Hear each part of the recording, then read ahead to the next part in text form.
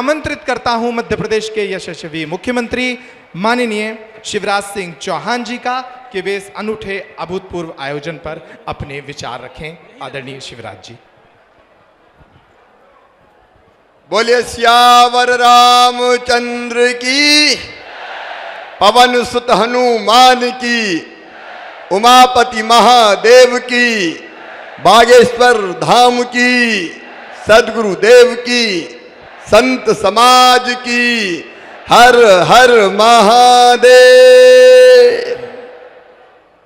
आत्मनो मोक्षार्थ जगत हिताय च, आत्मा के मोक्ष और जगत के हित के लिए जिन्होंने देह धारण किया है, ऐसे हमारे परम पूज्य संतगण, मैं उनके चरणों में प्रणाम करता हूं।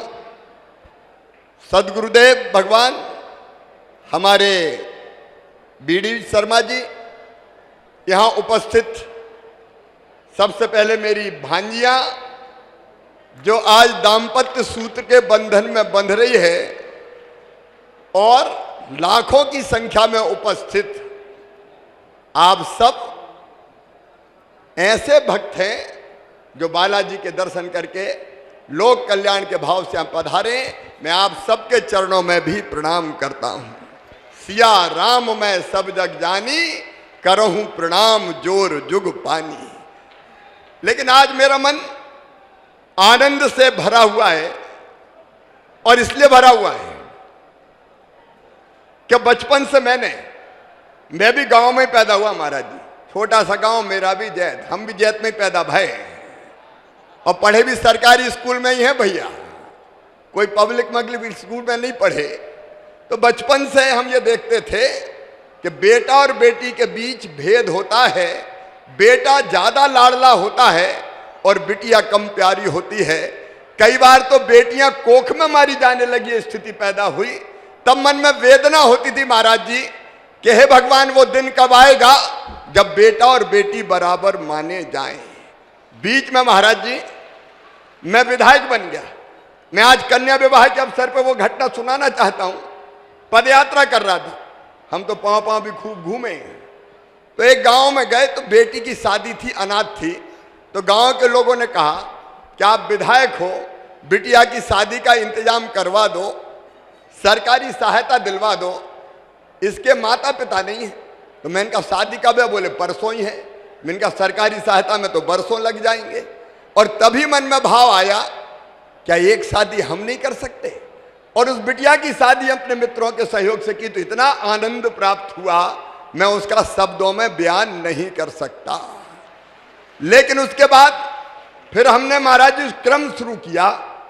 हमारे क्षेत्र की जो निर्धन बेटियां थी उनके विवाह का मित्रों के सहयोग से, और मुख्यमंत्री बनते ही महाराज जी सबसे पहली योजना मैंने कोई बनाई तो उस योजना का नाम था मुख्यमंत्री कन्या विवाह योजना। और मध्य प्रदेश की धरती पर हजारों शादी सरकार क्यों न करे? सरकार की ड्यूटी है, धर्म है कि बिटिया की शादी अगर माता पिता ठीक से नहीं कर सकते तो सरकार शादी करे। इसलिए मुख्यमंत्री कन्या दान योजना बनी। और उसके बाद सारे संत यहां बैठे हैं, उनके चरणों में मैं निवेदन करना चाहता हूं। लाडली लक्ष्मी योजना बनी, जिसमें तय किया कि मध्य प्रदेश की धरती पर कोई बिटिया पैदा होगी तो वो लखपति होगी, लखपति, बोझ नहीं बनेगी, वरदान बनेगी। उसमें से लाडली लक्ष्मी योजना है। मैं उसमें ज्यादा समय नहीं लगाता, सबको पता है मध्य प्रदेश वालों को 44 लाख लाडली लक्ष्मी बेटियां आज मध्य प्रदेश की धरती पर हैं, जिनकी शिक्षा दीक्षा से लेकर सारा इंतजाम भगवान की कृपा से सरकार करती है। लेकिन अभी मैं महाराज जी से कह रहा था, महाराज जी आज महाशिवरात्रि है, शिव और शक्ति, जब तक दोनों मिलकर सशक्त नहीं होते तब तक कल्याण कभी देश का भी नहीं होगा और संसार का भी नहीं होता। इसलिए एक भाव मेरे मन में आया कि हमारी बहनें सशक्त होनी चाहिए, क्योंकि बहनें सशक्त तो प्रदेश सशक्त, प्रदेश सशक्त तो देश सशक्त। और फिर हम भी तो भैया है, जब बेटियों के मामा भय तो बहनों के भैया भय के नहीं भय, तो बहनों के भैया है। अब भैया सावन के महीना में एक दान आते हैं, बहन को लिवा के ले जाते हैं या बहन के घर आते हैं। राखी बंधवाते हैं, उपहार देते हैं। दिल ने कहा कि तू भी तो भैया है, तो तू भी तो कोई उपहार दे। लेकिन मुझे लगा कि साल में एक बार देने से काम नहीं चलेगा, और इसलिए एक योजना मैंने महाराज जी को बताई। एक योजना और बन गई, लाडली बहना योजना। अब हर गरीब बहन जो मध्य प्रदेश की निवासी है, उनके खाते में हर महीना 1000 रुपया डाला जाएगा, साल में 12,000 रुपया।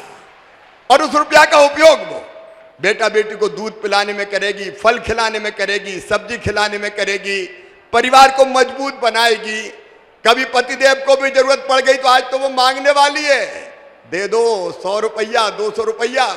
और कई बार पति की डांट भी खा लेती, चल नहीं है, लेकिन वो पैसा बचा के रखेगी तो वक्त बेवक्त जरूरत पड़ेगी तो पतिदेव से भी कहेगी कि ले आओ, ये रखें ले जाओ, उनका काम भी चला देगी।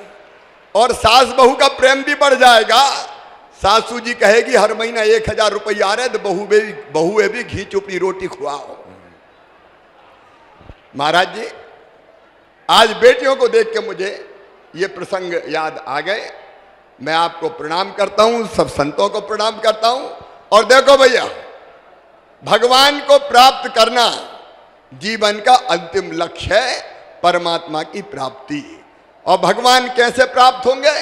तो ज्ञान मार्ग, भक्ति मार्ग और कर्म मार्ग, 3 मार्ग बताए गए हैं। ज्ञान मार्ग यहां बैठे, जो सही रास्ता हमको बताए वो है ज्ञान मार्ग। वो संत ज्ञान मार्गी है, वो भगवान को प्राप्त करते हैं। दूसरे हैं भक्ति मार्ग। एक बार भगवान श्री रामचंद्र जी का दरबार लगा था। मैया सीता, भैया लक्ष्मण, भरत, शत्रुघ्न, अंगद, नल, नील, जामवंत, हनुमान, द्विविद सब बैठे थे। अचानक सीता जी बोली कि वैसे तो मुझे सभी पुत्र बहुत प्यारे, लेकिन पुत्रों में भी पवन पुत्र की महिमा का तो मैं वर्णन नहीं कर सकती। और ये कह के सीता मैया ने कहा, आज अयोध्या की सबसे कीमती माला मैं बजरंग को भेंट करना चाहती हूं। और ये कह के अपने गले से मोतियों की एक माला निकाली और हनुमान जी की गोद में डाल दी। कहा बेटा ये अयोध्या की सबसे कीमती माला है। हनुमान जी ने माला उठाई, उल्टी पलटी देखी और फिर माला तोड़ डाली। तोड़ के एक मोती निकाला, देखा, तोड़ा, फेंक दिया। दूसरा मोती निकाला, देखा, तोड़ा, फेंक दिया। तीसरा मोती निकाला, देखा, तोड़ा, फेंक दिया। दरबार आश्चर्यचकित, बजरंग को हो क्या? इतने प्रेम से मैया ने मोतियों की माला दी, ये तोड़ तोड़ के फेंक क्यों रहे? मैया बोली बेटा बजरंग, बात क्या है, तू माला तोड़ के फेंक क्यों रहा है? तो बजरंग मुस्कुरा दिए, मैया तू भी झूठ बोलती है। तो सीता जी ने कहा मैं और झूठ? दरबार फिर आश्चर्यचकित रह गया कि बजरंग सीता जी से कह रहे हैं कि मैया तुम भी झूठ बोलते हो। सीता जी ने कहा बेटा मैंने क्या झूठ बोला? बोले भैया तू तो कहती थी ये माला अयोध्या की सबसे कीमती माला है। बोले बेटा अभी भी कह रही हूं ये माला अयोध्या की सबसे कीमती माला है। बजरंग मुस्कुराए और कहने लगे भैया अब भी झूठ बोल रही है। अरे मेरे लिए तो कीमती वो है जिसमें मेरे भगवान श्री राम रहते हो, जिसमें मेरी मैया सीता निवास करती हो। और मोती तोड़ तोड़ के देख रहा हूं, ना तो कहीं भगवान राम दिखाई दे रहे ना मैया सीता दिखाई दे रही है, इसलिए बेकार समझ के फेंक रहा हूं। एक खड़े हो गए दरबार में, बजरंग क्या उसी चीज से प्यार करते हो जिसमें भगवान राम और सीता रहते हो? बोले हाँ। तो बोले शरीर से प्यार करते हो कि नहीं? बोले सब करते हैं, मैं भी करता हूं। कहा बताओ तुम्हारे शरीर में कहां राम और सीता है? तो कहते हैं भरे दरबार में बजरंग ने सीना चीर दिया और सारे दरबार ने देखा कि भगवान राम और सीता हनुमान जी के हृदय में विराजमान थे। यह है भक्ति मार्ग। इस पे जो चलते हैं वो भगवान को प्राप्त होते हैं। लेकिन भैया अपन ठहरे ग्रस्त, गरीब, मध्यम वर्गीय, तो एक मार्ग और संतों ने बताया, वो है कर्म मार्ग। जिसकी तरफ जो काम तय है वो मेहनत ईमानदारी से करते चलो, भगवान मिल जाएंगे। अगर किसान है अन्न उत्पादित करे, अगर कर्मचारी है तो ईमानदारी से लोगों के काम करे, डॉक्टर है तो बीमारों का इलाज करे, और नेता है तो हवाला घोटाला बेईमानी ना करे, ईमानदारी से जनता की सेवा करे, तो परमपिता परमात्मा मिल जाएंगे। लेकिन बागेश्वर धाम तो ज्ञान, कर्म और भक्ति का त्रिवेणी संगम दिखाई दे रहा है। यहां जितने सेवा के काम आपने सोचे, मैं आपका अभिनंदन करता हूं मध्य प्रदेश की जनता की तरफ से। आपका संकल्प है गौशालाओं का, किसान भी गाय बांधे, केवल गौशाला नहीं। आपका संकल्प है धर्म के प्रचार का, कैंसर हॉस्पिटल का, ये पवित्र संकल्प है। मैं इस संकल्प को प्रणाम करता हूं और सचमुच मैं आज बेटियों के इस विवाह में आके मैं अपने आप को धन्य अनुभव कर रहा हूं। अपनी बेटियों को, भांजियों को मैं आशीर्वाद भी देता हूं। आशीर्वाद तो संत देंगे, मैं तो यही कहता हूं, मामा की दुआएं लेती जा, जा तुझको सुखी संसार मिले। ये हमेशा सुखी रहें, इनका मंगल हो, इनका कल्याण हो, कभी तुम्हारे पांव में भी कांटा ना गड़े। बालाजी भगवान से भी यही प्रार्थना करते हुए मैं अपनी बात समाप्त करता हूं।